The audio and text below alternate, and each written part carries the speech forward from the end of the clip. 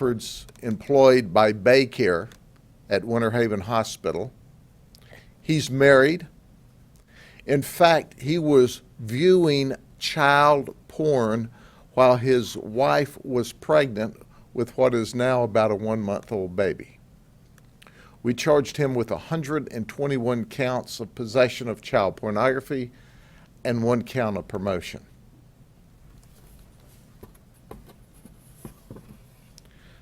Then John Escobar from Lakeland is also in the IT business.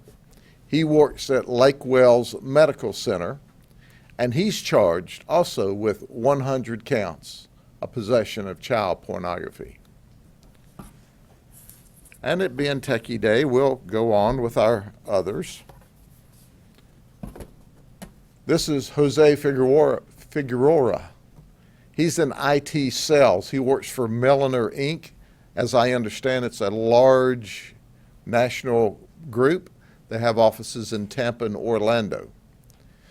He fantasizes. In fact, he was bragging that some of his extended family members were being sexually abused by him. So as you can imagine, that immediately rang all the bells. We found those children, and he in fact had not been sexually abusing those children, but he was fantasizing and bragging about it as he communicated with his other pervert friends. He was charged with 110 counts of possession of child pornography and 3 counts of promotion of child pornography. Then we had another IT fella, Paul Roebuck. Paul is employed by Greenway Health. He is a software engineer. He was retired out of the military, the Air Force specifically, where he was a police officer. He's married. He's charged with 107 counts of possession of child pornography.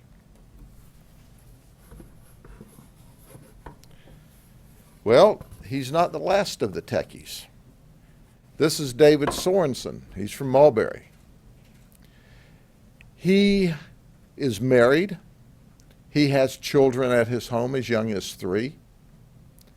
He's charged with 23 counts of child pornography. And he was in the techie business. He is no longer. He set him up an eBay store where he wanted to buy games, children's games, fix them, and then resell them online. However, his business was not very successful. However, he was successful at downloading child pornography.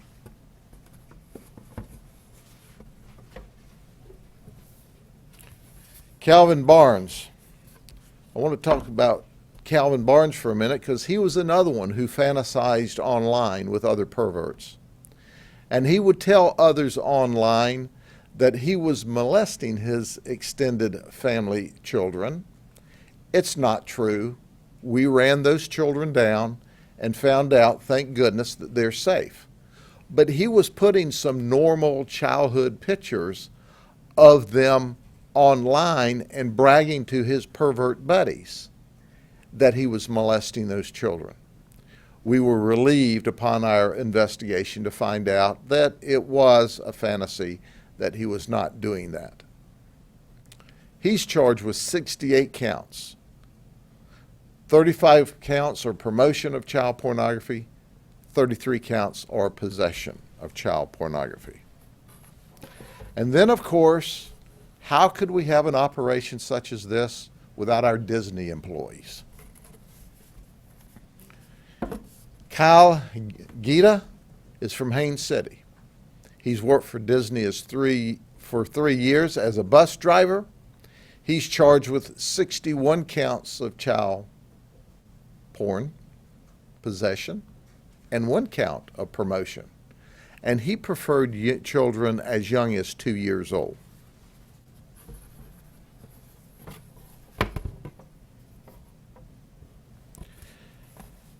I'm going to take a break before I talk about the other Disney employee because this guy is rather interesting, and When I show you our last Disney person, I have something else to show you along with that. It's kind of where I'm ending with the Dirty 12. How about Ronald Usowitz? Ronald lives in Solovita. He's economically well set. He has a PhD in business management from Penn State. Did I say Penn State? Oh. He's an associate professor, or was at one time, at Penn State. He was a professor at the University of Akron. He was an assistant professor at the University of Wisconsin at Stout. He was a professor at one time at San Jose University. He has a long and illustrious career in the education field. Then he went on to be president of small colleges, for-profit colleges, where he was a president of International College of Hospitality. He was a president in several colleges of the Education Management Corps of Canada. He was president of Everest and for the Fort Worth campus, the Orlando International Art and Design, and the Southern Tech College of Orlando. He's been married to his dear wife for 46 years. She is absolutely blown away. She claims to have no knowledge. She's in total shock about all of this. He talks of fantasy, having children, having obviously inappropriate relations with children online. So when he has this fantasy talk of inappropriate relations with children online, he does this with other perverts. We arrested him. He bonded out of jail. We were so kind as to put him back in jail this morning. He's currently facing 144 counts of possession of child pornography. And this, as I said, was his second arrest today. So even on the outside, when they look like they're upstanding citizens, they have a deep, dark side that is perverse and dangerous. 144 counts of possession of child pornography. And every time he uploads or downloads or distributes child porn, he's victimizing those children again. But our last person is Miguel Ruiz from Davenport. He's a Disney employee. He's worked there for 15 years. He's an attractions attendant currently. He taught school in 1999 at Lake County Treadway Elementary for 1 year, and they wouldn't renew his contract.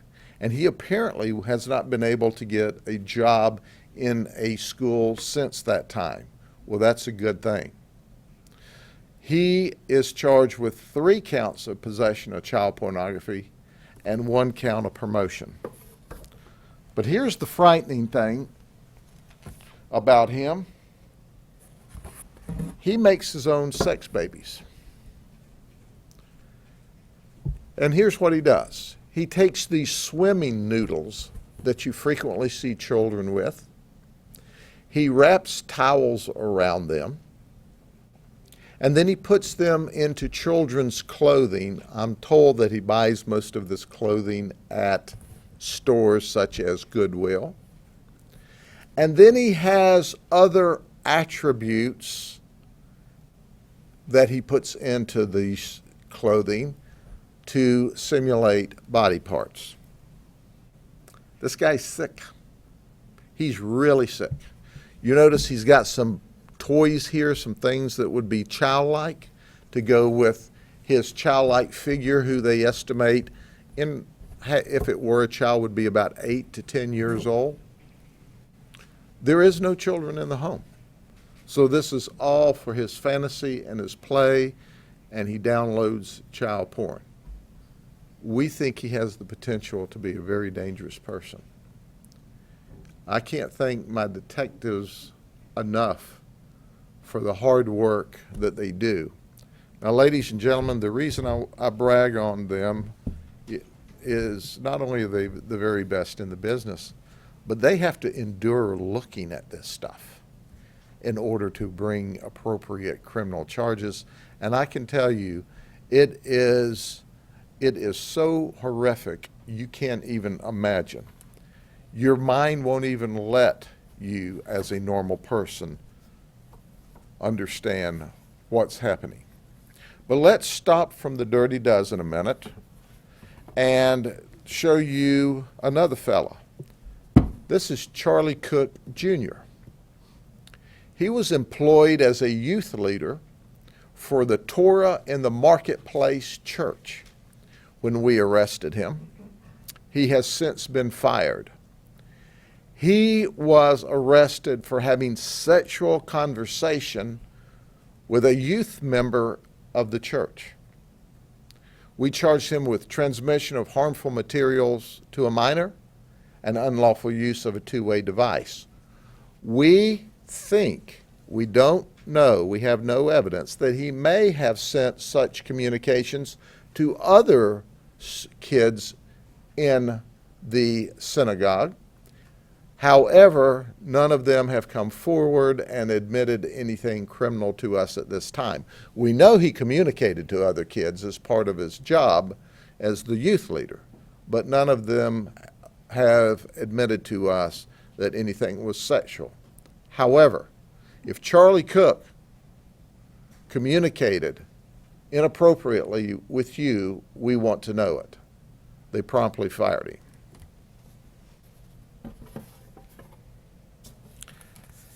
Now, we have some pictures down here of folks that we have arrested for failure to comply with their sex offender registration.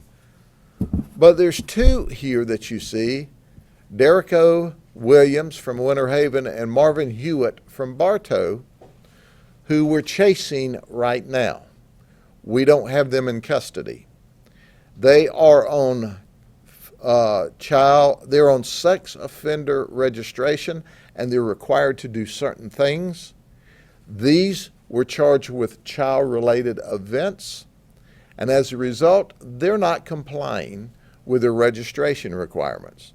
And we don't know what they're doing because they are running from us now. If you know who they are or where they are, if you know where they are, please let us know. We want to put them in jail sooner rather than later, and Crime Stopper money is available. So think of all the wins we have here. A win for the community, a win for the children in the community because they'll be locked up. A win for you because you'll get Crime Stoppers money. That's important. We want these guys locked up and in jail. So, when you look to see that the work that our detectives have done, you understand that there are children that are victimized.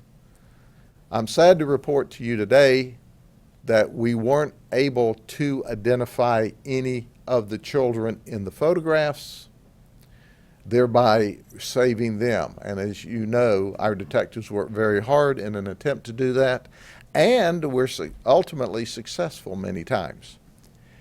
There's nothing I can say that adequately expresses my disgust for these human beings, if you want to call them that. They're dangerous, they're perverted, and we know that given the opportunity, statistically speaking, they would or have engaged children in inappropriate behavior. Any questions? How do you guarantee the ones who mentioned abuse specifically aren't abusing kids? I mean, a kid could easily say that it didn't happen because they're afraid they're going to get in trouble or something. We do a forensic interview with the children. It's a very complete investigation, and there is no 100% guarantee, but we are as sure as we can be at this stage of the investigation that they're not victims. However, certainly we've made contact with their family, and the family clearly knows if they see any indicators to the contrary that we want to know about that just as soon as possible. And then you mentioned that one of them uploaded some pictures of some kids that were family. Is that correct? That's correct. Where did they upload it? And well, they uploaded it to the web, and what they did is they were fantasizing with their perverted friends and bragging about how these are the children that they engaged in sexual conduct, when in fact there is no evidence that that occurred, because we did an in-depth investigation working with the children's parents. I bet the children's parents are hot. I know I would be hot. The safest place for them to be would be in the county jail if they did that and said that about my children, because I'd choke him out quick. Do these 12 have a history of this, and how far back does it go? Well, we don't know how far back their history goes. We know that on one of these individuals that we've actually been chasing him since 2009. And who is that? Well, which one was it? He's in Williamson. But we've chased him since 2009, and we're not able to build a criminal case on him until just recently. And why were you chasing him? What kind of information did you have? We had information that he was dealing in child porn and that he was engaged in perversion on the internet. However, there's a difference in us having information and us having enough credible evidence to build a case, and now we have that. Do we know if any of these men have physically abused children? There's no criminal history that I'm aware of at this time, or we would have brought that up to you today. But keep in mind, they live double lives. And that's what is so hard to convince the average public, because they go, nobody really acts like that and nobody really thinks like that. This Dirty Dozen absolutely does. And they are dangerous people because they do live double lives, and they look like, in many cases, wholesome, all-American kind of folks. You got a PhD, IT at the hospital. Hey, you know, they're respectable people with respectable jobs till they get home and get behind that computer and do the nasty. And we thumped the nasties.